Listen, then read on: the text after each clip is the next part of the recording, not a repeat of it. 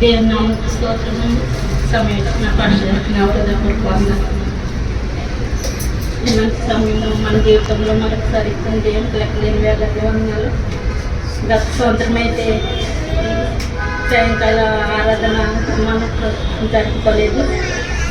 దేవుడు మనం ప్రేమించి దయతనులను మన కార్యక్రమం మరణం మర్చిపోయిన బట్టి ఇతరులను చెప్పిన దేవుని చెల్లించుకుంటున్నాను.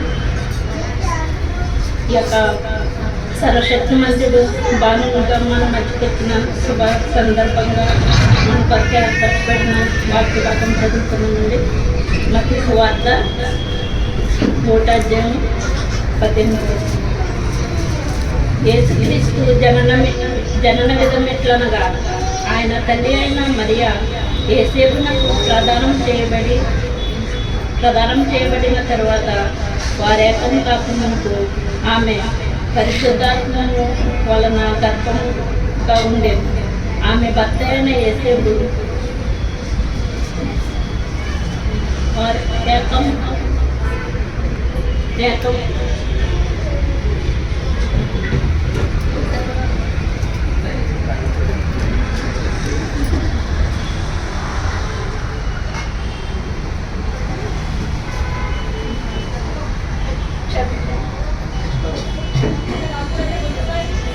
యేసుక్రీస్తు జనన విధమెట్లనగా యేసు తల్లి అయిన మరియు యేసేపునకు ప్రదానం చేయబడిన తరువాత వారేకం కాకమునకు ఆమె పరిశుద్ధాత్మ వలన గర్భవతిగా ఉండెను.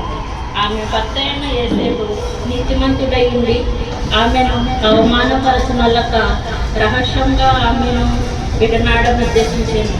అతడు ఈ సంగతులను గురించి ఆలోచించుకుంటుండగా ఇదిగో ప్రభువు దూత స్వప్నమందు అతనికి ప్రత్యక్షమై, దావీదు కుమారుడు అయిన యేసేపు, నీ భార్య అయిన మరియను చేర్చుకున్నటకు భయపడకుము. ఆమె గర్భం ధరించినది పరిశుద్ధాత్మ వలన కలిగినది. ఆమె యొక్క కుమారుని కన్ను తన ప్రజలను వారి పాపముల నుండి ఆయనే రక్షించును కనుక ఆయనకు యేసు అని పేరు పెట్టగలను. ఇదిగో కన్యక గర్భవతి అయి కుమారుని కన్ను ఆయనకు ఇమ్మానుయేలను పేరు పెట్టుదురు అని ప్రభువు తన ప్రవక్తల ద్వారా కలిగిన మాట నెరవేరునట్టు ఇది అంతయు జరిగింది. ఇమ్మానుయేలను పేరునకు భాషాంతరమున దేవుడు మనకు తోడని అర్థము. యేసేపు నిద్ర మేల్కొని ప్రభువు దూత తనకు ఆజ్ఞాపించిన ప్రకారం చేసి తన భార్యను చేసుకొని ఆమె కుమారుని కను వరకు ఆమెను ఎరుగకుండెను. అతడు ఆ కుమారుని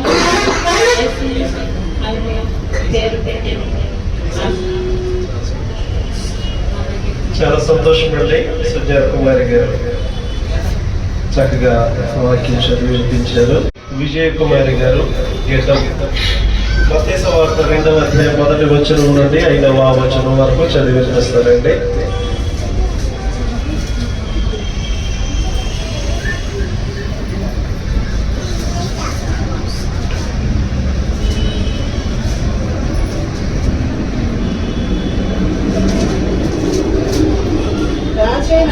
దేవుడి దినములయందు యూదయ దేశపు బెత్లెహేములో యేసు పుట్టిన పిమ్మట ఇదిగో తూర్పు దేశపు జ్ఞానము యెరూషలేమునకు వచ్చి, యూదుల రాజుగా పుట్టినవాడు ఎక్కడ ఉన్నాడు?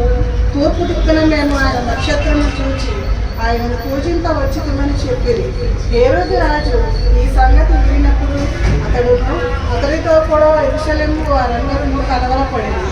కాబట్టి రాజు ప్రధాన యాజకులను ప్రజలలో నుండి శాస్త్రులను అందరినీ సమకూర్చి క్రీస్తు ఎక్కడ పుట్టునని వారిని అడిగారు. అందుకు వారు యూదయ బెత్లెహేములోనే. ఏలైనగా యూదయ దేశపు బెత్లెహేమా, నీవు యూదా ప్రధానులలో ఎంత మాత్రము అర్థమైన దానవు కావు. ఇశ్రాయేలు నా ప్రజలను పరిపాలించి అధిపతి నీలో నుండి వచ్చు అని ప్రవక్త ద్వారా వ్రాయబడి ఉన్నదని అని దేవుడిచ్చిన వాటికి తీర్చి. చాలా సంతోషం అండి. మరి సోదరి విజయ కుమారి గారు చక్కగా లేఖనాము చదివి వినిపించారు. దేవుడు ఆశీర్వదించిన గాక. వచ్చిన వరకు చదివి వినిపిస్తారు.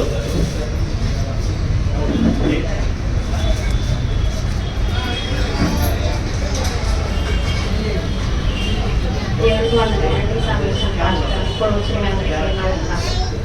మత్తయి సువార్త 2వ అధ్యాయం 6వ వచనం దగ్గర నుంచండి 12వ వచనం వరకు. అంతటా హేరోదు ఆ జ్ఞానులను రహస్యంగా పిలిపించి ఆ నక్షత్రము కనబడిన కాలము వారి చేత పరిష్కారంగా తెలుసుకొని, మీరు వెళ్ళి ఆ శిశువు విషయమై జాగ్రత్తగా విచారించి తెచ్చుకొనగానే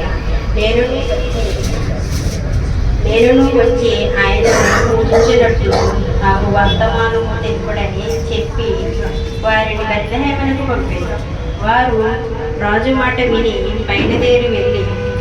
బయలుదేరి పోచుండగా ఇదిగో తూర్పు దేశమున వారు చూచిన నక్షత్రము ఆ శిశువు ఉండిన చోటికి మీదుగా వచ్చి నిలుచు వరకు వారికి ముందుగా నడిచారు.